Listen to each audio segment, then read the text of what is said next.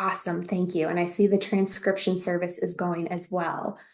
Perfect. So welcome everyone. As I was just saying, we are joined by Margot from Curated Grants tonight for a grant writing workshop. She is fully prepared and coming with a ton of expertise to this space. So we are so excited to have her joining us. And I think what's really fabulous is her content will really equip folks for a wide range of grant opportunities, but is also tailored specifically to our Advancing Healthy Births mini grants. So whether you are or aren't applying for the Region 9 grant, you will certainly be walking away with some good resources and information tonight. So in just a moment, I'm going to turn it on over to Margot. And then we also have the Region 9 team has put together some slides specific to the Advancing Healthy Births grant, going over the application process and some common questions that we've already started receiving. If we run out of time, do not worry. I will record the Region 9 updates and we will send those out as well. And then you will have all of the contact information for the Region 9 team. So if you have any questions, anything that you want to talk through, please don't hesitate to reach out. That is what we are here for, to support you all through this process. And so with that, I am going to say welcome one last time. So happy to see your faces here. And I'm going to turn it on over to Margot while I pull up the slides. Well, thank you, everybody, and thanks so much for being here tonight. So I am sharing, well, I'm trying to share in the chat, hopefully, a link. There we go. A link to the tool that I am going to be kind of walking us through tonight. That is a grant proposal template document. And so we'll kind of talk through that, and you guys can each have your own PDF copy. All right. So, hi, I'm Margot Dever. I'm the founder of Curated Grants, and I do grant writing and development support for organizations here in the Jackson area. I also do a little bit of work outside of Jackson in Livingston County and in Lenawee County. But I am, oh, okay. I see that access is restricted. Give me just a second. Uh-huh. All right, I'm going to try that link again really quick. See if you can access that now. Yep, it looks like if you refresh the page, it gives access. Thanks, Okay, Margo. great. Wonderful. I also will put a disclaimer out there that I have two cats that are divas and they love to be on camera.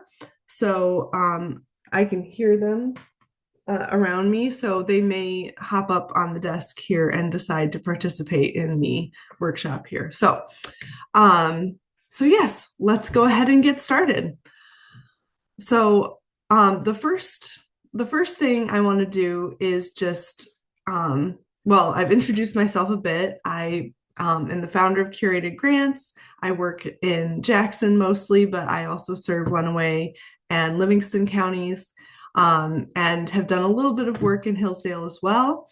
And I am going to walk us through the tool that I shared with you, and then we're going to talk a little bit about how we can apply that tool to the RFP that the perinatal Region 9 group is putting out. So if you can go ahead and advance us to the agenda. So we're gonna go through the template tool that I just shared. We're gonna talk a little bit about the sections of the tool. We're gonna talk a little bit about writing. We're gonna walk through the RFP, talk a little bit about what kinds of required documentation are going to be there, and I'll put out some recommendations. We'll have a chance for some questions and answers, and then we'll do kind of a recap at the end, and hopefully with plenty of time for Helen to share more details about the RFP with all of you.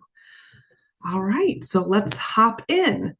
So, an introduction. So, this is both an introduction to this workshop and also to the grant template.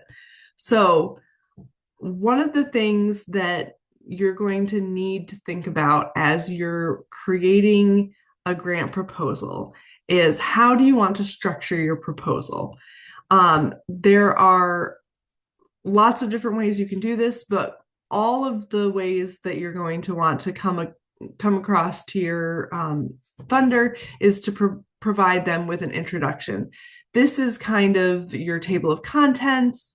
It's a great spot to kind of cover all of the basics, like the amount you're going to be requesting, your organization's information, and any kind of credentials that you're going to want to put forward.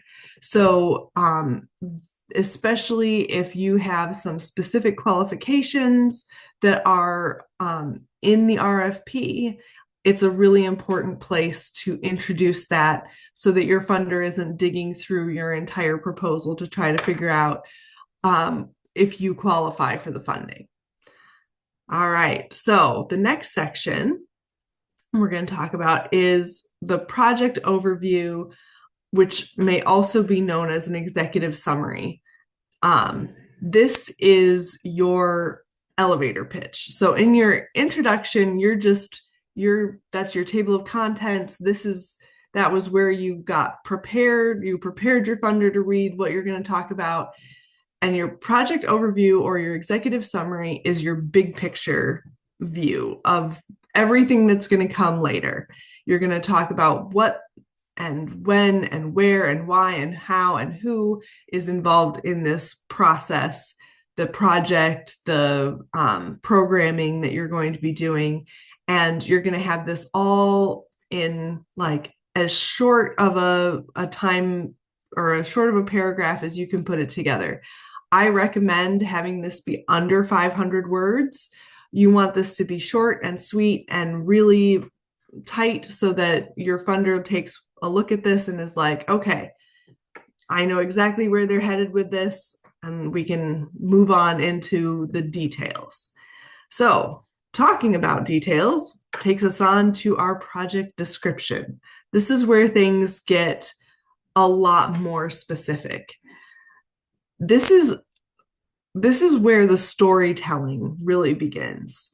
You want to tell your story in a way that you're creating an arc. You want your funder to understand the beginning, the middle, and the end. You want them to know a very clear picture. What is the problem that is the beginning? Where are you coming from? What is the problem that needs to be solved? Then you propose your solution and especially show them how their funding is going to contribute to that solution. And then the results that you expect your solution to bring about. And then you want to fill in all of the details about how that solution is going to play out through your programming, through the project that you're undertaking, and really fill in the details of what's your method, how are you going to implement this project, what are the dates, what are the milestones, what are you going to do, and how are you going to plug all of this stuff in to a framework that is going to make sense to your funder and is something that you can really pull off. Sit down right here.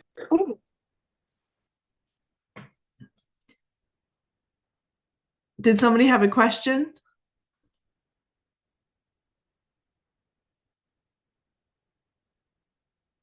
Okay. Then we'll just keep trucking. Another piece of this is talking about where the project is going to take place and or the program, what format you're going to use, if this has a specific timing, if it has specific locations, especially with the grant proposal through Region 9 being something that is specific to Region 9, you're going to want to make sure that wherever your programming or project is taking place fits within that location. Um, you need to share what kind of equipment and resources are going to be necessary to complete your project and share who is going to be involved. All right, so now that you've described your project, it's time to dig into the rationale. So, this is your why. This is where you expand on the middle, on all of the detail, and tell them why this is important and how their investment in your solution is going to create the outcomes that your funder wants to see, and that your organization, your company um, can bring these things about. So this is really digging into the why portion of your project. Why is it important? Why are you using the method that you described up ahead? When you in your project description, you said that you are going to use a specific method. Well, why? Why does this work? Have you tested it before? Is this new? Is this something where you've said, we've tried other things in the past and they didn't work, so we're going to dig into trying something different? Again, why does your timeline make sense? Why are you choosing the location? Why do you need the resources that you explained in your description? And the biggest piece of this, and this is the one that I always, always, always want you to really think about when you're approaching the funder, is why should the funder care about your version, your solution, your reason for doing this project? You want your funder to be on board 100% with what you're doing. So you should really look at where your funder's coming from, what their goals, what the funder's mission is, so that when you are putting your project together and you're explaining why they should fund it, that they are excited, they're on board, and they care about why you're doing this project and how they can support you. And then anything else that you can add in at this point where you can share why your organization is a good fit or should be the one taking this project on.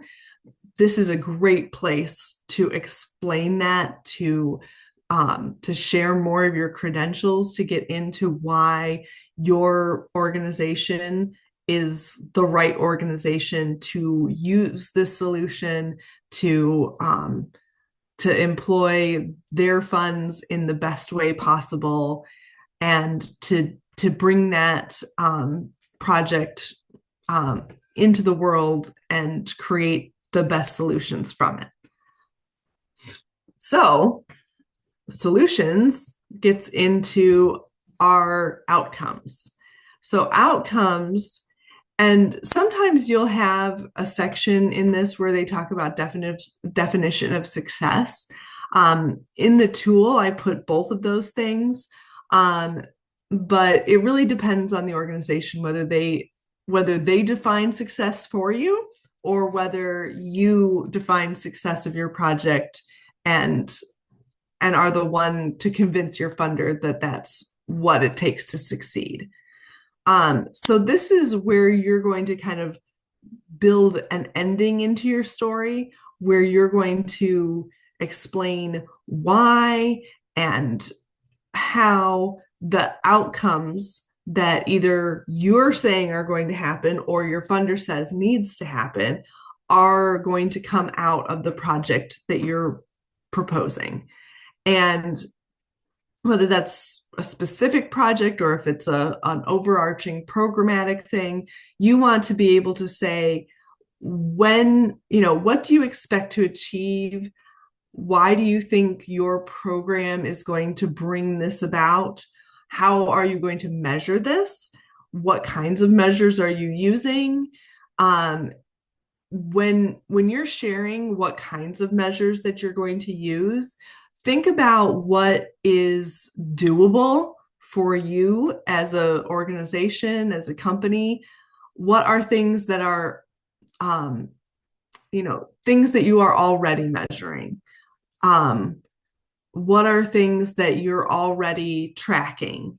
And then look at also, what does the funder want to see? What information do they need to know, so that you can put those two things together and have the items that your funder wants to see and the things that you're already tracking, so that you can bring those things together and make it easier on yourself and um, more helpful to your funder to understand what they want to see, and that you'll be able to report that to them.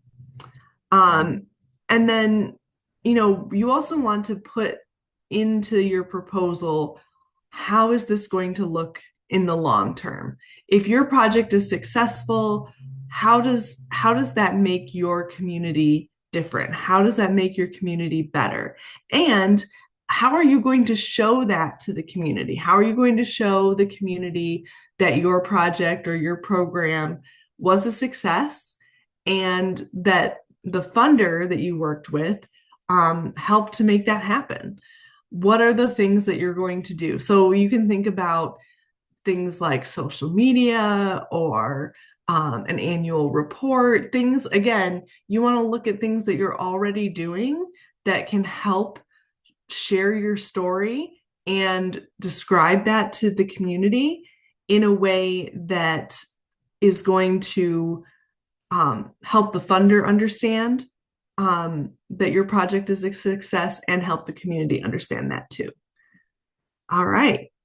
So that's kind of our walkthrough of the tool as a whole. So now we're going to talk a little bit about RFPs in general. So whenever you are looking at a request for proposals, which is an RFP, there are certain things that are always going to be in there. There are going to be deadlines. There's going to be some kind of explanation of eligibility, and there's going to be an explanation somewhere in there of the requirements. Um, Requirements for meeting eligibility, requirements for completing the grant, and requirements that you're going to need to adhere to if you get the funding. So, one of the things I always stress to all of my clients and to anybody who's looking at writing a grant is, number one, you need to look for the priorities of your funder. What are your funders' priorities? What are they looking for? What do they say in their mission statement? What do they say in their values statement? What do they say about the funding that they're putting out there? What are their priorities? And this is going to look a little different depending on what kind of funder you're reaching out to. If it's an individual, if you do fundraising with individuals, that's usually just a conversation, where you ask, what are your priorities? Why do you give? Why are you looking to invest in our program?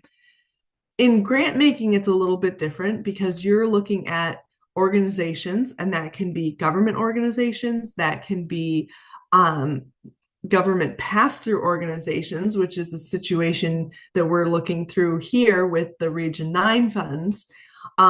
You can be looking at foundations, private foundations, public foundations, and you can be looking at corporate giving. All of those things are going to have different kinds of priorities that your funder is going to be bringing to the table.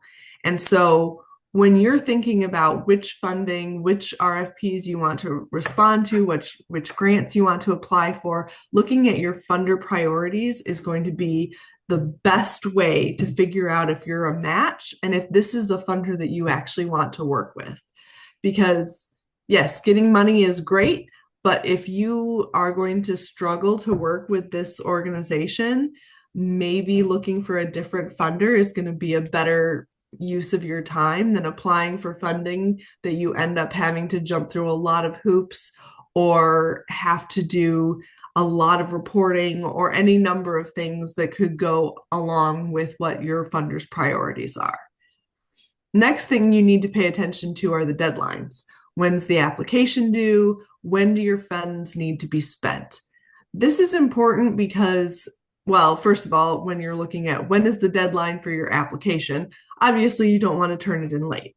But when funds need to be spent by can be a really particular issue if you have like a longer program cycle than the funding that you're going to be applying for. If your program cycle is, say, a year long and the funding is for a 6 month period, you're going to need to make sure that you're planning ahead to use your funding up in that first 6 months. So maybe setting aside other funding options or other sources of income to cover your second part, your second 6 months of your year-long program cycle, and try to spend down those grant funds up front if it's a 6 month period. If your grant funding period is a 2 year period, when you're putting your budget together, you'll want to make sure you're thinking about, okay, how do we space the grant funds out across these 2 years instead of front loading them or back loading them? Those are just things to think about when you're looking at when do funds need to be spent. How does your funder do their funding rounds? Is it in a year? Is it in 6 months? Is it in 2 years or 3 years or 5 years? Especially if you're looking at some of the federal grants, a lot of those can be on longer cycles from 3 to 5 years. So those are things you really need to think about when you're looking at your grant spending, and when you're building a budget. Next, we're going to talk a little bit about eligibility. Who can be funded? That's part one of eligibility. And the second part of eligibility is what can you use the funds for? So some funders have very strict restrictions about who can be funded, but once you're funded, they're very open-ended about how you can use those funds. Other funders can be very open-ended about who can apply, but they only let you use the funds for very specific things. And then you get into federal funds, and they're very strict about who can apply and how you can use the funds. So all of those things are things you need to think about when you're looking at, okay, I'm applying for this grant, and this grant says that you can be a business or a nonprofit. Okay. If you fit either of those categories, great. And then you look at, okay, well, what can these funds be used for? I know a lot of federal funds that won't allow for marketing. So you have to be very specific about when you're planning out your funding sources of like, okay, we need to be able to do outreach and marketing, and we need to be able to split those things up so that we can set money aside that's going to be through federal funding that says this is outreach and it's not marketing. So that would be things like you wouldn't use it for paid ads because that would be considered marketing, whereas you could host an event and pay for the event because that would be more outreach. You can also get into other areas of ways that you can use funding for outreach. You just have to be very careful that it doesn't cross over into the line of marketing if that's something that your grant doesn't allow.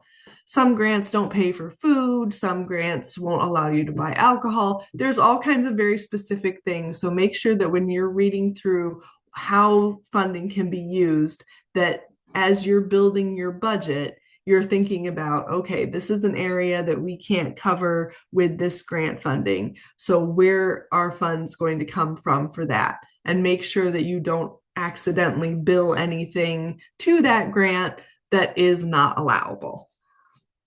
That also takes us into what data and documentation do you need? You're going to have different kinds of documentation. There's going to be documentation you need to have for the grant itself, as far as your application. And then also as you're spending the grant, after you've received the grant and you're spending the grant, what kind of documentation do you need to collect, like receipts and depending on the funder, some funders need receipts and something that shows how it was paid for. So, if you paid for something by check, they need to have a, a canceled check or something that comes back that shows that that has been um, that has actually left your bank account. So there's all kinds of different things you need to think about as far as like what kinds of documentation you're going to need, and also think about what it's going to take, how long it's going to take to collect that, and to be able to have that ready to go for the application, and then also for whenever you have to turn in your reporting, how long is that going to take, and make sure you give yourself plenty of time for that. And that goes back to, what are those requirements that you're going to need to follow once you've received the funds? And, are there regulations, especially if you're applying for federal funds? You will look into an RFP and there'll be lots of references in it to CFR 200 or this or that or the other thing, that are regulations in the federal code of regulations that they're going to just reference and assume you know what that means. So make sure that if you are applying for federal funds or if you're applying for state funds, and and it has state regulations that are referenced in it, that you're making sure that you know what requirements. Oh, hello, cat. Yes, this is Eco. Yes, again, she's a diva. She wants to be on camera. Um, so make sure that whatever references are in your grant request or RFP, that you've just kind of double checked those. And the biggest one I always remind people is don't be afraid to ask for help. You can have a grant consultant like what I do. You can make sure you ask your funder, ask them questions. Most funders want to answer your questions. They want you to be able to apply for the funding and be eligible for the funding. So they want to answer those questions. So don't be afraid to ask for help. All right, on to the next section. What do we have? Recommendations. Yes, make sure that you plan for extra time. Grant applications always take longer than you expect. Always, always, always, always. There's always going to be something that comes up where you're like, oh, I didn't realize I needed this element, or I didn't know I needed this document, or, if you need letters of support, how long is it going to take for somebody to get a letter to you? So always make sure you give yourself extra time, and then start collecting your documentation as soon as possible. As soon as you have looked at an RFP, start collecting your documents. Those can be, if you're a nonprofit organization, make sure you have your 990, whichever most recent 990 you've sent in. Make sure that even if you use the postcard version, make sure you have a copy of that postcard. Make sure you have a copy of your letter, your final determination letter from the IRS that says, yes, you really are a 501c3 nonprofit organization, and that it has all of your information on that. Make sure you have a copy of that you can provide. And then, as a business, make sure that you have your filing documents. Again, if you're a 501c3, a lot of times you're going to need to show that you're registered with the state of Michigan. So make sure you have your documentation there. Again, as a business, you'll need to show your registration as well. So any of those things, make sure you start collecting those right away. Write down questions as you're reading through the RFP so that you don't forget about them as you go. That's one of those things that I learned early on, is that you think while you're reading it, oh yeah, I'll remember these questions. And then you'll be done with it and you'll go, oh shoot, I knew I had a question about a section earlier, but I don't remember what it was. So I always try to either write right on the RFP. I'll print it out or put it in like a PDF and put notes on it, or you know, have a separate document that you pull up in your computer that you write down notes as you're going through the RFP. Just make sure you write those questions down right away so that you can remember to ask them. And then make sure you ask those questions right away. The earlier you ask your questions, the longer your folks have to answer them, and the less likely that you'll be down to the minute trying to turn things in at the very last second, which is stressful for everyone, and you don't want to do that to yourself. And keep asking questions. Keep asking questions throughout the process. If you get stuck, ask a question. Yes, and as Helen said in chat, she wants you to be successful. So make sure you ask those questions.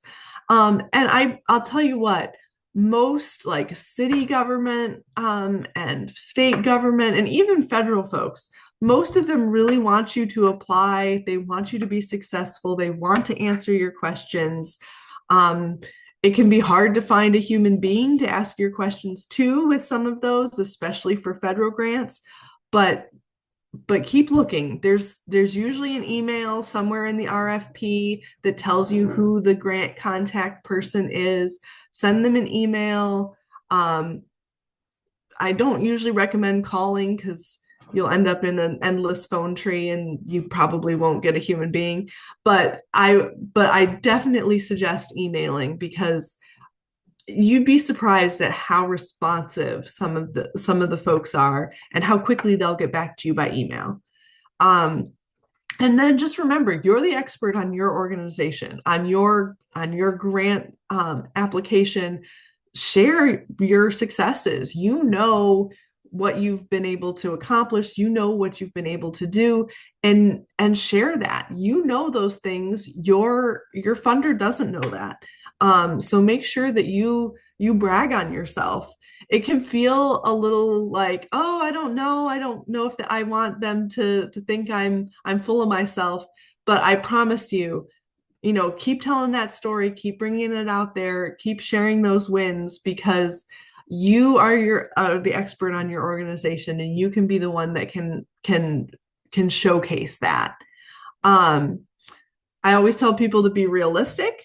So, look at that RFP. If they tell you, what the grant amount range is, think about, where you think your project is going to fall in that, and definitely don't ask for more than the range. But don't play small either. If you think that you can go all the way up to the max of the range and that you would make really great use out of it, ask for the whole thing. You may not get the whole thing, but if you can justify it, go for it. Don't play small. And then I always tell people that if at all possible, give your draft a day to sit. And I know that can sometimes be impossible.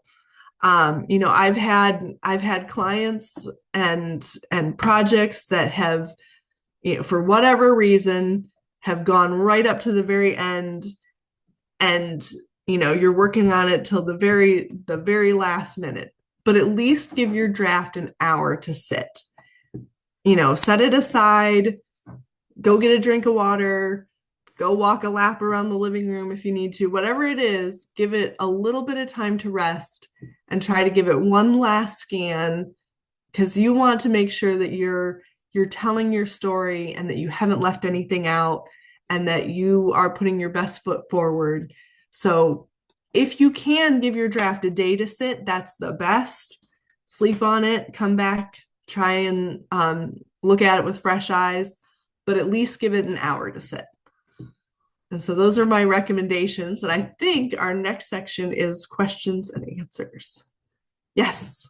So I'm going to open it up to questions. As you guys have been listening to this, have you had any questions? Other than that, my diva cat and her deciding to join us.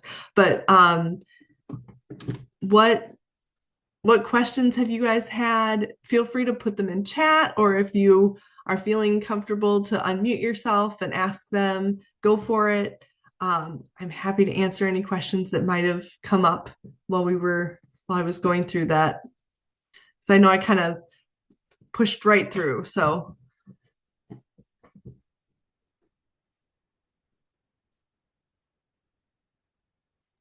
I have a question. mhm. So I am debating applying for the grant, but I'm not sure if the idea I have fall within the parameters of it. So Uh-huh. it's okay if I share it, or if it's So a different time.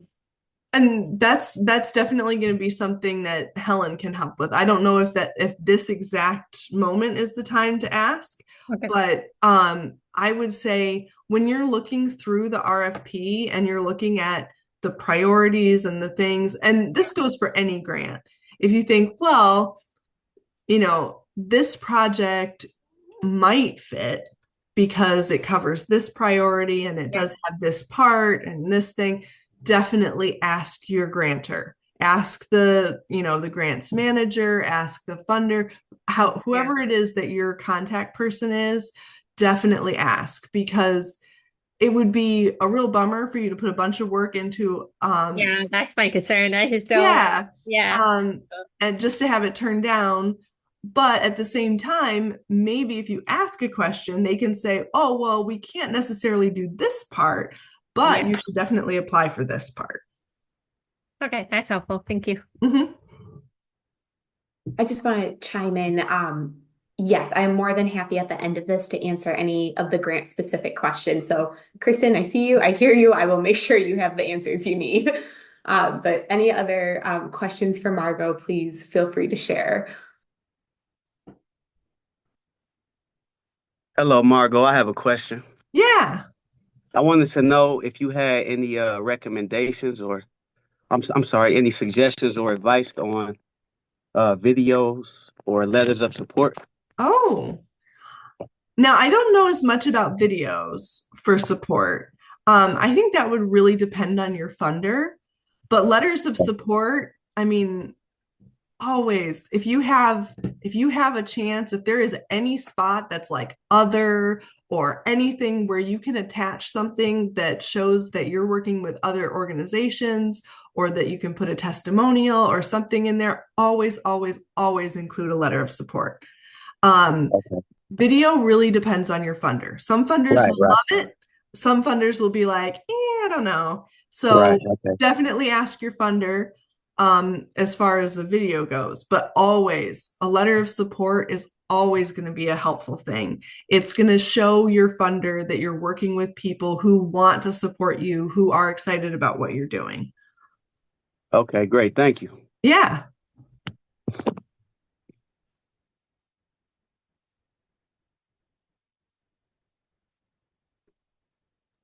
I have another one. Mhm. Um, so another thing that makes me nervous about applying for grants is that they also want you to show proof of spending. And I Mhm. think you cover this a little bit, but I had to miss part of it, so I apologize That's if you okay. already cover this.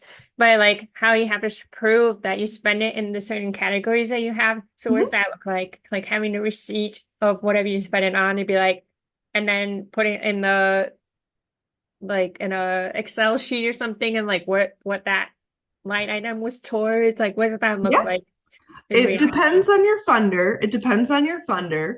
Um, there are a couple different ways you can handle that. Some organizations will open a separate account, like a separate bank account or a separate account, and only grant stuff goes in there. And so that's really, really easy to be able to say, this came out of this account. So that's absolutely where it came from and where it went to. Um, an Excel sheet works.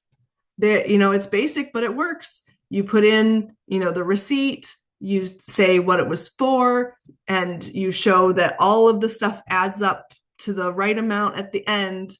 It works. That it's a great way to show that you did what you said you were going to do and that you were following, you followed through. You said, I'm going to spend it on this, and here's what I spent it on.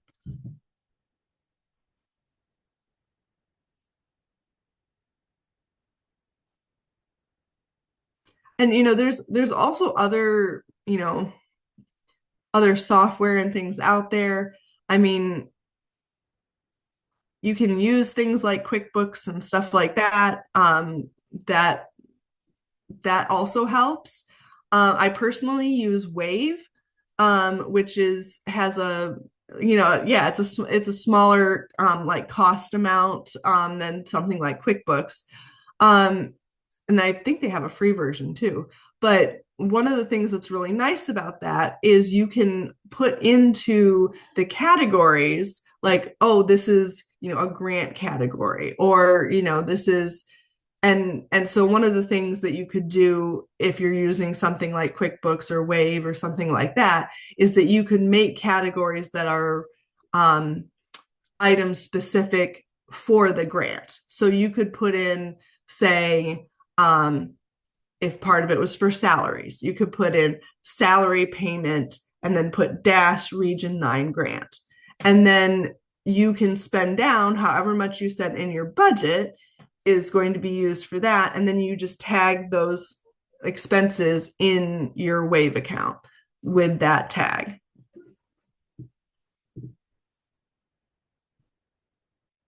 But, Excel sheets still work. It's basic, but they work. So, Anybody else? Any other questions? I do. Yeah. So say that your initiative resulted in, say, like an event. Uh-huh. So you spend a designated amount of time providing services for families, Yeah. and it results in an event. How do you necessarily measure the success of that? Like by the people that attend or like by the participating people leaving surveys? Like I guess I'm stuck on that part of Yeah. grant writing. Yeah. So when you're creating the grant narrative, so when you're saying here's what I'm going to do and here's how I'm going to do it, think about how you want to define your success and how you want to show it. So do you want it to be by how many people show up? Or do you want it to be by who does an exit survey? Or do you want it to be a combination of things like numbers, results from an exit survey? If you want to look at things like how many people took materials with them. Like those are all different elements that you can look at as far as like how you want to measure it, and then plan that into like how you're saying. So say, okay, it's going to be this event, and for the event to be successful, I want 50 people to show up. Well, so you could say, you could put that, but you can also say, I'd like to have 50 people show up and 10 people share an exit interview story, or I want, 50% of the people to take the materials with them. And so those are things where you can just think about, okay, well, how many people do I realistically think will show up? How do I think they will interact? And then how do I, if I did this and I was all done with it, what would make me go, yes, that really worked? Um, and sometimes it can be even, down the road. So if it's a situation where you're going to hold a couple events, you could, and then the long-term goal is that you want people to have signed up for a newsletter or to get resources or any number of things like that. You could have it be that the final result, the final success is how many people signed up and are actively receiving this. So there's all different ways that you can measure it. And it really goes back again to what your funder is wanting to see. So if they're looking for impact, things like having people take materials with them or give an exit interview is great. Numbers showing up to an event is great. There's all kinds of different ways that you can measure. And just think about what are going to be the things that you think are going to be most impactful for the work you're doing, and that are going to be things that you can track as well. Because especially if you're doing some sort of like big outdoor festival kind of thing, that's harder to track how many people were there. But it's a lot easier to say how many people took materials bags away, because if you put 50 bags of materials out on your table and they're all gone, you know at least 50 families took those bags away, or 50 people took those bags away. But if you're hosting the event and people have to sign up and everything like that, then you have a very clear number of how many people show up. So again, it really depends on how easy is it going to be for you to track that. What are things that you can, that when you're done, you can be like, yes, I know that this was successful and this felt like something I can share numbers about easily. Okay. That was really good. Thank you for clarifying that. Oh, sure. I just want to add to that too. This is Melissa. Um, the other thing, Tiana, is like, remember that, like what she said, you're the expert at your program and you get to define your own success. So sometimes when I'm like writing and trying to get money, I'm trying to think about who's reading it, and they might think the program is good if I, for example, do depression scores. Well, that's not really how I would define it, but I'm trying to fit into their little world. So just fit in your own world. And like, if you know that like somebody walks away from an event and you hear people telling their story of how I went to this event, it was so amazing, blah, blah, blah, then maybe it is like a narrative type story. So just remember, you get to set that evaluation piece up. Well, that's really reassuring because honestly, that is exactly what I'm hoping to, like, do it's great. I'm really inspired. Like I got it all in my head, and that Yay, I'm so glad. so many things that can go here and there. But I'm really excited to kind of put it all on paper. I actually did start and it got all erased this morning. We'll talk about Oh we'll do it all over again. Yeah, that's another tip. Save often. I've had way too many times where that's happened to me. So yes, save often. And in different places too. Like if you guys can save something on like Google Drive just to have a backup in case your computer dies, always a good idea.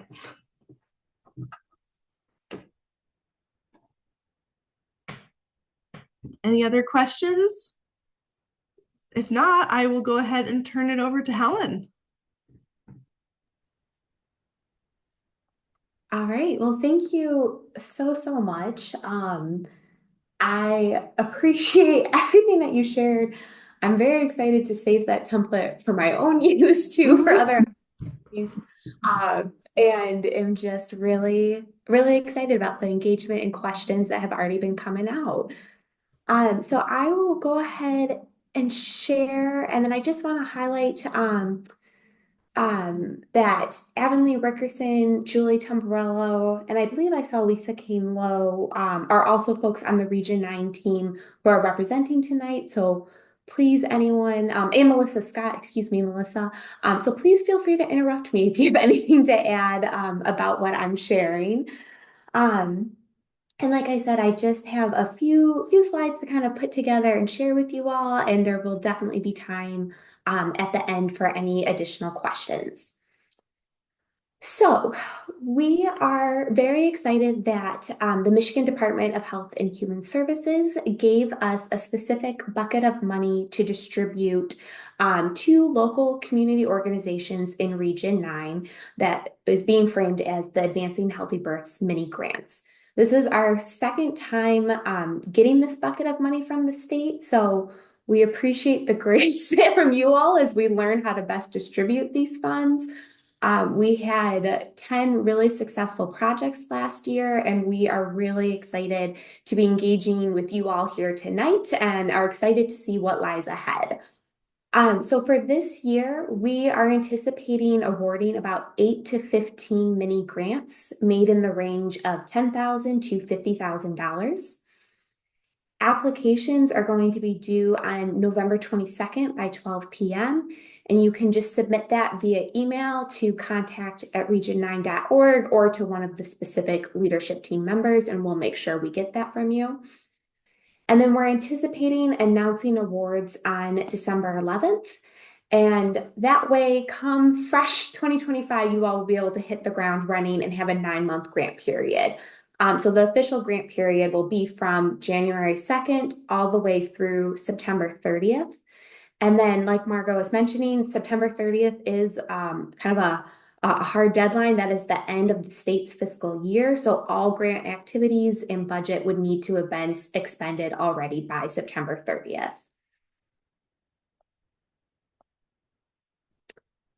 So the goal of these grants is to impact and improve maternal and infant morbidity and mortality, right? That is the focus of everything we're doing as a regional perinatal quality collaborative, really looking to improve perinatal health outcomes. All of the grants are expected to be in alignment with the statewide Advancing Healthy Births Plan, and you can follow the link or scan the QR code, and that will take you to the document. And this is Michigan's statewide plan that lays out different strategies and different priority areas for improving perinatal health. And so the 4 main priority areas identified in that plan include health across the reproductive span, full-term healthy weight babies, infants safely sleeping, and mental behavioral health and well-being. So those are largely the 4 buckets that are outlined in the plan. However, we know that there are a lot of different strategies in a lot of different areas to improve maternal and infant health, and those are certainly welcome as well. This year, MDHHS has identified prenatal and childbirth education as a priority. So this is something new from last year. They have identified prenatal and childbirth education as a priority. And so we're anticipating that about a third of the awards will be related to that topic. That does not mean your entire project has to exclusively be childbirth education, but that it must that it could include a component of that, and that would count towards the 1/3 of anticipated awards. So I want to make that clear. Certainly, you do not have to include that as part of your project. However, it is going to be a priority area, and your project does not exclusively need to be about childbirth education in order to meet that priority area. Please let me know if that was confusing, because that was a very tricky sentence to get out, but please let me know, and I'm happy to talk through that more. So the next couple of slides I pulled directly from the RFP. So you hopefully have the RFP PDF in front of you and can look at these examples directly. But right, our aim is looking at improving perinatal health outcomes. So efforts around supporting breastfeeding, whether it's initiation or duration rates, are great examples of projects that could be proposed. Anything around safe sleep education, providing safe sleep supplies and materials to birthing families, outreach initiatives that increase access for people who face barriers to healthcare. So anything looking to increase access to prenatal or postpartum care, connect with resources around the social determinants of health that we know play a role in improving perinatal health outcomes. Anything of that nature is totally welcome. Supporting efforts related to perinatal substance use disorder, efforts around care coordination, increasing access to support services for prenatal and postpartum periods. And I want to be clear that these projects can include the birthing person, their families, as well as the infants, right? So really looking at the full family picture there. It's not limited just to pregnant individuals, but their families and children as well. And any other recommendations or activities found within the Advancing Healthy Births Plan that I just previously spoke about. So these are just some examples, hopefully to stir up some ideas, although I totally trust, looking around this room, that folks already have ideas and projects that they are passionate about pursuing. So this is just some food for thought, but you all are experts in this space as well and know what's needed in our communities. And so we would love to invite those project ideas forward as well. There are a few unallowable costs. These are given to us by the state. So any advertising costs that are solely for program outreach is an unallowable cost, excuse me. So anything that's like specifically advertising a certain program would be unallowable. However, any sort of like outreach events, promotion of services, supporting care coordination, all of that would be considered allowable. Funds can't be used to purchase any alcoholic beverages, any entertainment costs, except where they have a specific programmatic purpose. So let's say you're hosting an event and are trying to have music at the event. That's part of the programmatic purpose, right? So like just thinking through some of those details. Any capital expenditures such as building or land purchases or construction are unallowable. Anything specifically for fundraising is unallowable. Goods or services for personal use, and any funds cannot be used towards lobbying as well. So eligibility for the grant. So you hopefully are here because you live or work in Region 9. So that is the 6 counties in Southeast Michigan: Livingston, Jackson, Washtenaw, Hillsdale, Lenawee, and Monroe. You do not need to work for all 6 counties. So if you are solely based in Jackson and that's your service area, that is totally fine. Um, if you, let's say, for instance, are in Livingston County, but also stretch into Ingham County or the Lansing area, that is also fine. We're looking for that overlap between the counties. And then we would ask that the funding received would primarily go towards the Region 9 county. So it is not that you as a business or organization are restricted from applying, but the funds must be used for Region 9 counties specifically. We are really looking to support organizations that currently serve underserved populations or populations affected by disparate birth outcomes. And as an organization, you can be a nonprofit, a local tribal organization, community-based organization, or local or county level agency. So any nonprofits, community-based organizations, health departments, doulas, I know a lot of you function as LLCs. You are totally eligible to apply.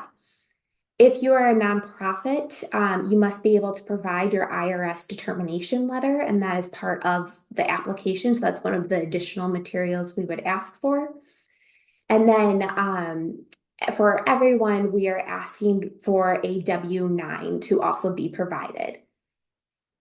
Let's say, for instance, you are a doula or a community member, but you are not affiliated with an LLC.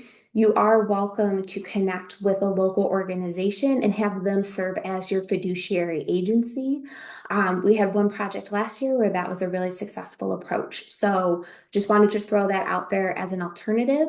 And in the application, if you have a fiduciary agency, you would be submitting their W-9 or their IRS determination letter. So you'd be submitting on behalf of the fiduciary. So for the application, we tried to keep this very similar to last year. So there are just a couple of small tweaks that we did make. One, the first page should be the cover page template that we provided in the RFP. And I believe my next slide highlights that cover page for you. It's a fillable PDF, and we're asking that to be the first page of the application you submit.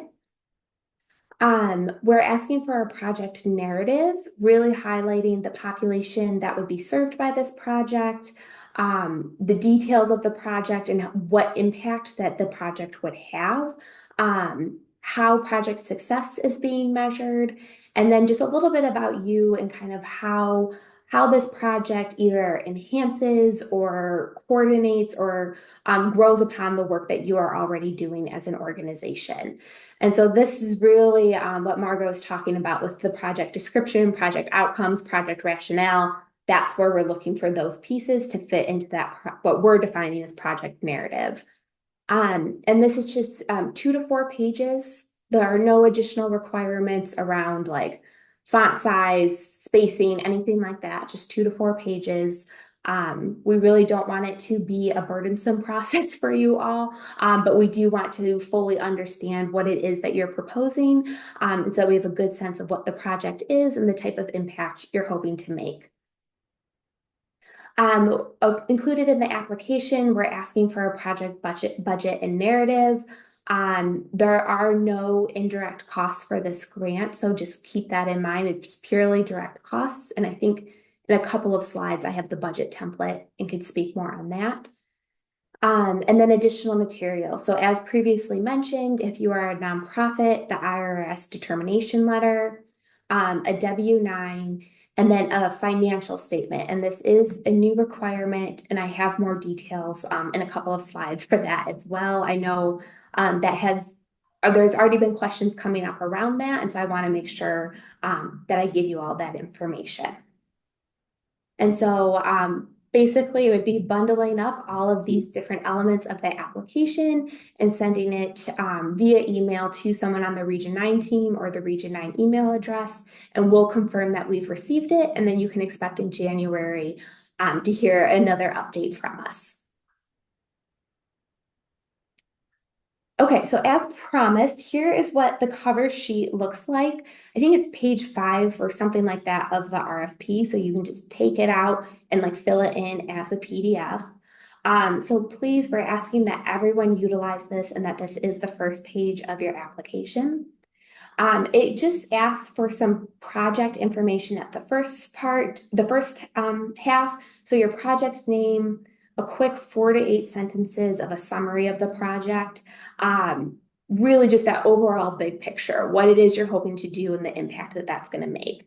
The total funding amount that you are requesting, so $10,000 to $50,000 being the range. Select any of the counties that it would impact, and then indicating whether or not childbirth education classes are included in the project, and then just the date of submission. The second half is asking information about your organization. So either your nonprofit, your business, or the fiduciary agency that you're working with. So the name, the mailing address. We're asking for the employee identification number. If you do not know what your EIN is, that's something that you can find on any IRS documentation, or there's a line that's included on the side that you can call and share your organization's information, and they will be able to provide you with that EIN number. And then we're also asking for the project, for contact information for the project director and for a financial contact. It is totally fine if the project director and financial contact are the same person. Really, the project director is going to be the main point of contact for the project. So it doesn't necessarily need to be like the executive director of a nonprofit, but really whoever is submitting the project and taking lead on the project work and is willing to be that main point of communication. The financial contact will be the person who's really responsible for handling the money, the invoicing, how the funds are getting distributed, that person. And once again, it's totally fine if it is the same person. It's really up to you to elect who you think would be the best individuals to serve in these roles.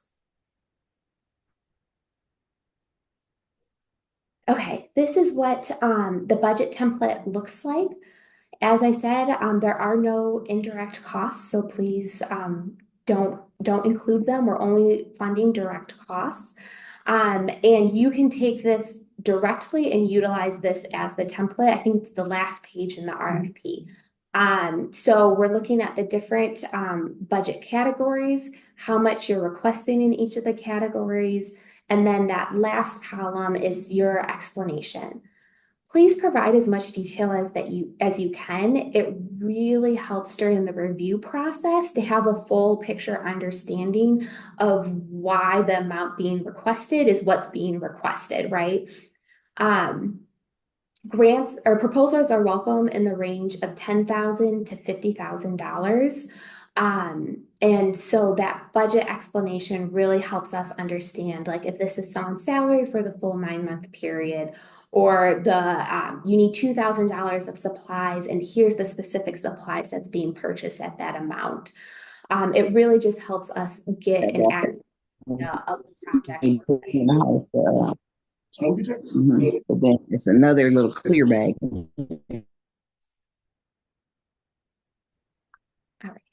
And then I'm sorry for that. And then we will do our best to make awards in the full amount requested. However, we have a finite bucket of money to distribute. And so if we do need to make cuts to the project that's proposed, once again, the budget details helps inform some of that decision making. And so really that's the full transparency around why we're asking for that. Okay, the financial statements. So this is new from last year. The language around transparency about why we're requesting them is at the top, and it's still a little jargony, so I'm going to break it down as best as I can. So the University of Michigan serves as the fiduciary agency for Region 9. You all likely know that U of M is not set up to be a grant making system. And so we are working within a limited system to try to distribute the funds to you all as community organizations in alignment with what the state is asking of us. Typically, the University of Michigan, because they are not set up to be a grant making system, they would typically expect an organization to carry out the work, show the money that they had spent, and then invoice the university. So if you have a $10,000 grant, they would expect to see that you had spent the $10,000 and then invoice, and U of M would reimburse the organization the $10,000. However, we know that many community organizations, $10,000 is a lot of money to front. And we also really do not want to discourage smaller organizations or groups who are just getting started from applying. And so as such, we've been able, as the Region 9 team, to work with the contracts office at the University of Michigan and issue advance funding. So that would operate in more of the sense of you are awarded $10,000. We would be able to give you likely 50 to 75% of that 10,000 upfront. You would spend that down and then indicate once you've spent that you're ready for the rest of the funds. So it might be broken down into a $7,500 and $2,500 payment. But that is the best way that we've been able to manage and try to get money into your hands as soon as we can. In order for us to do this, the University of Michigan is asking for a financial statement from you all as organizations to indicate that need for advanced funding. And so that is why we are requesting this documentation, so that way we can make the justification to U of M to indicate that yes, we do want to support advanced funding for these organizations. So the financial statement can look like a couple of different things. So if you as an organization have something that you've already labeled as your financial statement that shows the big picture of your organizational activity, and I expect if you're part of a larger health system or part of a health department, talk to the folks in your finance department, and likely you have that documentation in place. So submitting that with your application. Any sort of tax documentation, if you've been through the tax cycle as a business, submitting that, and that will indicate what kind of that big picture finance picture looks like. For any organizations who are newer and have not yet been through the tax cycle process for whatever reason that might be, what we're looking for is what they're calling projected cash flow statements. Once again, it's a jargony word, and I know I hate saying it to you all, but what it is, it's showing the money that comes in and the money that goes out. If you Google projected cash flow statements, there are lots of different templates that come up. And so essentially, let's say, for instance, that you are a doula organization. What you could do is show a calendar year and say, every month I pay this much in rent, this much in supplies, and this much for gas, for instance. And so that's all of the money going out. And then you can also show in the same month that you typically are present at 3 different births and attend 4 prenatal appointments with a client, and you can estimate what that projected income is. We are not asking for this to be in an exact science. It is a projected cash flow for a reason. So just showing what comes in and what comes out. Like I said, there are a lot of templates available online. If this is something that you want to talk more about, submit ahead of time and see if it meets the qualifications, please feel free to do that. I'm really trying my best to have this not be a barrier to participating in the grant, while also working in the system that we are in. And like I said, we are happy to answer any other additional questions about that. If I can put my 2 cents worth in on that really quick, if you do use a something like Wave or QuickBooks, a lot of times they do have a cash flow report that you can have it create for you. So I know in Wave, I mean, it's only as good as the information you put in, but it is very straightforward. It's like 2 clicks on the main page of Wave if that's what you use. And I know that QuickBooks has another very similar kind of situation where it's like up in the top bar and it's pretty straightforward to use. So it is something that if you're using one of those systems that you can pretty easily have it pulled for you so that you're not having to enter a bunch of information into a spreadsheet, just as an FYI. That's really helpful to know. Thank you, Margaux. Awesome. All right. I think I'm coming to the end here, and I see the chat going off. So I'm gonna get through the rest of this, and then happy to answer other questions too. Okay, so I wanted to provide transparency around the scoring process. So we have a team of 8 individuals who will be reviewing every application and utilizing this score sheet. So you can see it's based on a points system around topic areas around eligibility, community of focus, the approach, evaluation, capacity, and budget.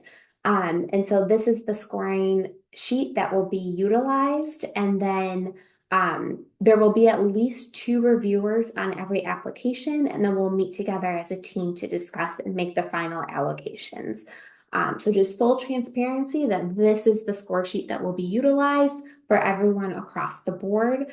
And then we are going to randomly assign reviewers and then do a quality check to make sure that, if someone on our team sits on the board of directors for an organization, they are not going to be the individual reviewing that application. So really focusing on random assignment and then doing a bias check to make sure that that's appropriately assigned.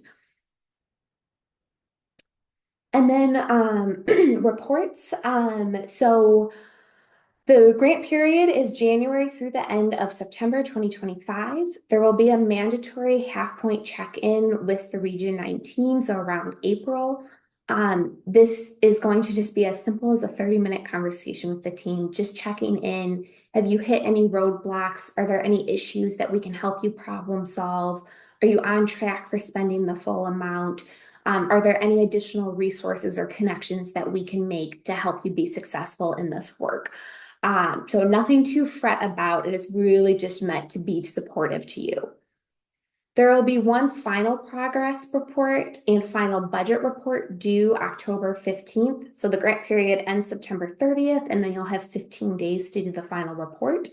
And the report template is right up on the screen. So you can take the activities that you outlined in your original proposal. You can pull those directly and copy and paste them from your original proposal, what your expected outcome would be, and then what the actual outcome was. We know grants are never a perfect science. Things never go as perfectly planned. So just giving us the update around, what you expected to happen and then what did happen and what sort of impact that had. Budget updates may be required periodically through the grant. That's part of us working with the U of M system. We do not ask for anything fancy budget wise. So literally, any sort of budget update, like you could take your original template, add a column at the end, and just give the update of how much money you have spent. So maybe you originally thought you'd spend $5,000 on salaries. Halfway through, you've spent $1,000 on it, and it's as simple as that. We will not ask for any receipts, but we do recommend that you hold on to your receipts because it is possible for either the University of Michigan or MDHHS to be audited, and in which case they might come and ask for a final copy of those receipts. So I would recommend just a folder on your computer and backed up somewhere. Just add in any sort of digital receipt that's included there. If you have a paper receipt, take a picture of it and add it to that digital file, and that way you can keep it all in one place. And those are certainly things that we can help support and make sure you have a system in place that works for you. Yes, so that's everything reporting wise. And then I really hope this message comes through that we really want you all to be successful. We want to support smaller organizations. We know that the grant making process can be an intimidating process. And so we are making ourselves fully available to support you in this work. We believe in the work that you're doing. And part of our efforts to support you, we are going to host in early January a meet and greet. That way you can get to know other folks who are funded from Region 9. You can share resources, collaborate together, stay connected. Really just trying to make sure that you have a community around you. We host open office hours to assist with any budget or financial questions. So if you have questions around what the invoicing process looks like, how to best keep track of your budget, anything like that, we host a series of office hours, and we have folks from our finance team from the fiduciary join that as well. So it's not just me making budget recommendations, but actual financial experts as well. We're hoping to plan additional workshops like this one, so that way we can continue to grow skills, practical skills around report writing, keeping track of grants, strong metrics and evaluation around project impact, really just trying to make sure that you have a full toolbox around the skills needed for successful grant applications and successful projects. And then, like I said, our aim really is to help support you all and to try to make a big impact with this work. We're really excited. Some of our previous grantees, this was their first time receiving a grant, and now we're able to write letters of support and support them as they apply for some bigger grant opportunities. So let us be a stepping stone for you all, and we're here to support you, and that doesn't disappear at the end of the grant period. And I believe that is all that I have. So I'm gonna take my screen down, and Avonlea, if you can help me out with the questions, because I lost my chat box, that would be helpful. Yeah, so we have a question from Barbara. She asked if there's an opportunity for renewal or continuation of funding. Yeah, so as of right now, we've been told from the state that this is a one-time funding opportunity. We were also told that last year, so it took us by surprise that we have the funds available again. So I would encourage you to think about this as a one-time funding opportunity because it is in the hands of the state legislator whether or not we continue to receive this bucket of funds to support future grant opportunities. All right. And Kristen asks, is the financial statement for 2023 or this year? Yeah, so it would be whatever is most recent. So if it's easier to take a retrospective and look back at what the actual gains and losses were for 2023, that is totally acceptable. Or if you want to go ahead and project for the next year, that's fine. Really, the university is just looking for any sort of indication of where the organization stands financially, and they are not being strict around which year that is. So you're welcome to pull from previous financial records. Okay, and Barbara asks, why would budget updates be required if we are invoicing and spending on a reimbursement basis? Yeah, great question. So the way the contracts office at the university has set us up, they are a very strict office to work with. So, what will happen is if awarded, Margie, I see you nodding your head. As one of our previous recipients, you know what this process looks like. Um, so if you're to receive the award, essentially the university would put forward a contract indicating the award amount and the expected deliverables from the award amount. That the initial invoice, we are advocating for it to be 75% of the awarded amount. So if you receive $10,000, $7,500 would be given to you up front. In the contract, the language is once 75% of the initial payment has been spent, you are then eligible to invoice for the remaining amount. So once 75% of 7,500 has been spent, and I can't do that mental math, then you are welcome to invoice for the remaining amount to get the full $10,000. I totally hear you that it can be it can feel like a burdensome process with that. But the budget update is supposed to be a simple update, just showing that you are on track with that spending. And ideally, yes, the invoice would show that the spending is occurring, but they just want to have that safety net in place. As I mentioned, they're not looking for a very detailed budget update. They're just looking for you to indicate how much has been spent. Once you submit that and show the initial 75% has been spent, someone on our finance team approves it, and then they are able to accept the second invoice for processing. So I apologize. I know it is not a perfect system, but those are the rules with which we have been given and are operating within our fiduciary agency. So let me chime in here for a second because I noticed earlier that Barbara said that she is quite an experienced grant writer, and probably with that experienced grant manager. This is not a reimbursement grant the way that typical reimbursement grants work. It's because they've set it up so that you can get fronted money.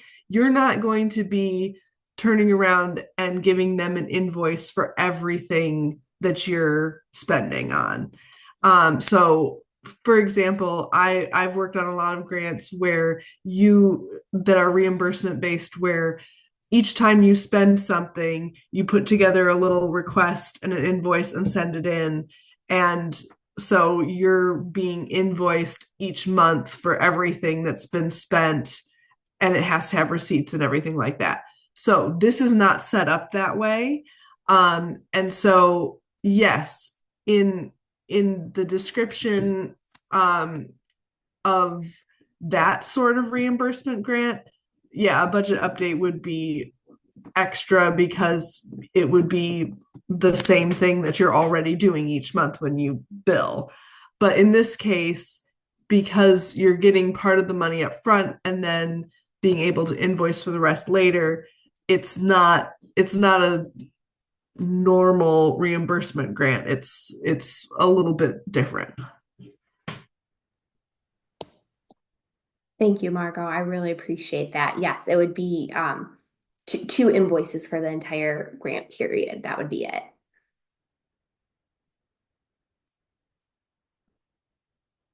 Okay, do we have I saw Jill's question, like a profit and loss statement would work. Yes, that's exactly what they're looking for. Yeah, Um, and honestly, if some of you want to come off mute, you're more than welcome to. yes, please do. This is Sunny from Catholic Charities. I put a question in the chat as well. Is there a preference in the scoring model for smaller nonprofits, or are larger nonprofits also equally considered? Yeah, they are equally considered. So in the square sheet that we're utilizing, it is purely looking at, service area in Region 9, and then the project you're putting forward, its impact, the metrics, and the metrics around that. So absolutely both are welcome to apply. Um, I will say with the financial piece, if you are a part of a larger organization, it is possible that the contract that the university puts forward with you would not be the advanced funding model. So if you're part of a larger organization, it may be that you're awarded the $10,000, you may not get that 75% upfront, but would invoice after the $10,000 has been spent to be Okay. part of what they're looking at with the financial statement to determine what sort of setup you would receive, where smaller organizations would likely receive the advanced payment. Okay. So Thank that's, you very much. Thank you. yeah.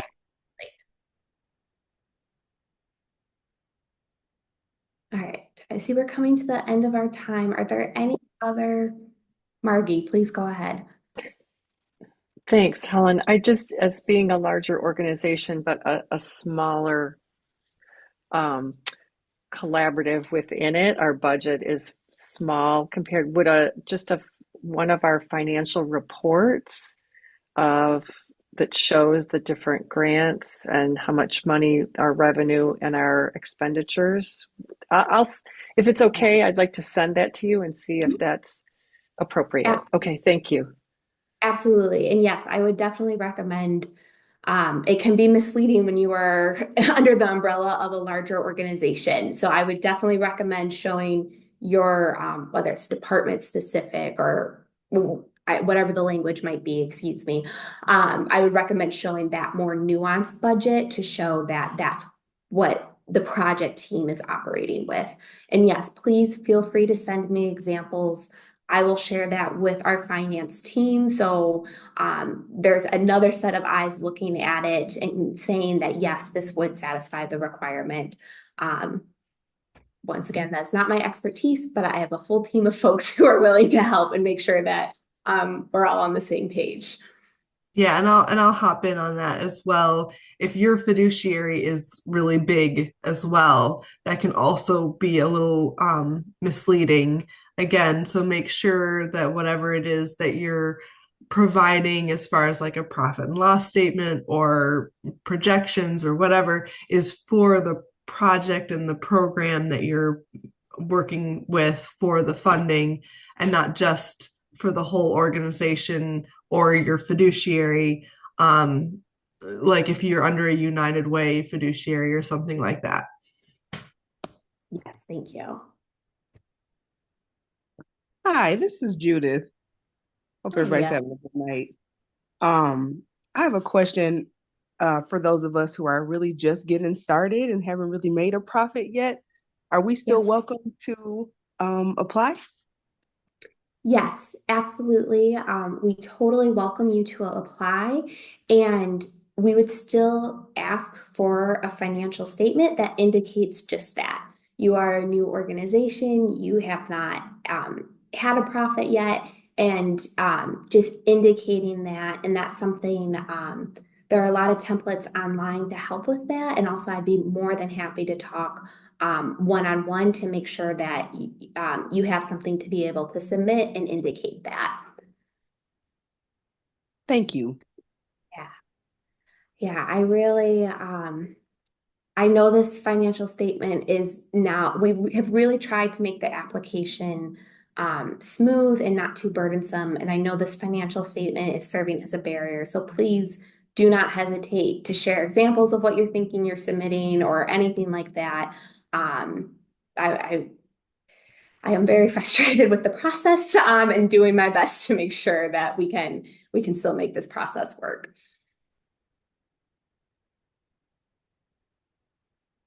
Do we have any more questions? Oh, okay. I just wanted to do a shout out to Helen Avonlea for this because you guys really have made the process very straightforward. And I applaud you guys as funders for doing that. And yeah, just there are a lot of funders who don't recognize that some of these things can be barriers for folks, and I really really appreciate that you guys are very aware of that, and that you are doing your best to make the process as smooth as possible, and not to discourage folks from applying to other grants and everything like that. But also just remembering that sometimes funders can be a little clueless. And so keep asking the questions as to why things are needed and all of that. Mhm. So I just wanted to say you guys are doing an amazing job with this, that you're very aware of the needs of your folks. And yeah, I'm just super excited to support you in doing this. So yeah, absolutely. Oh, thank you so much. Yes, thank you. We have been in your shoes. We understand. And so we're trying to pay it forward and make it a little bit easier. So we are over time. I'm happy to hang on the call a little bit longer, but I want to be respectful to Margaux and to everyone else who's on here. Thank you all so much for being here tonight. A recording of this will be sent out as well as all of the slides. You have our contact information. Please don't hesitate to reach out. And I just want to give one final applause to Margaux. Thank you so much for really equipping us with skills that we can use for this opportunity as well as other opportunities. It's just so appreciated. Grants are a big thing, and it's really helpful to have people we can trust to help us navigate through it. So thank you so much, Margaux, for everything. Oh, you guys are so welcome. I'm thrilled to be here. I think um I didn't share this at the beginning. I probably should have, but having a doula at my birth, my son's birth, was absolutely the best decision I ever made, and is part of the reason I am still here. So, like, you guys are doing amazing, amazing life-saving work. So, I am super excited that there's this funding opportunity, and I am thrilled to be able to support you guys through this process. So, yeah, absolutely an amazing um and also I'm seeing people like saying making grant writing less scary. Hey, doulas make birth less scary, which birth is terrifying. So you guys are doing incredible work. So yes, absolutely, positively. I'm so happy to be here. So I love to hear it. Well, thank you so much, Margaux. I hope everyone has a lovely evening. I know a couple of folks have grant-specific questions, so please, if you have time, stay on or shoot me a message and we can hop on the phone too, whatever works. But with that, take care of yourselves. It has been a day, and so take care of yourselves, rest, and I am excited to be in community with you all. So thank you all so much.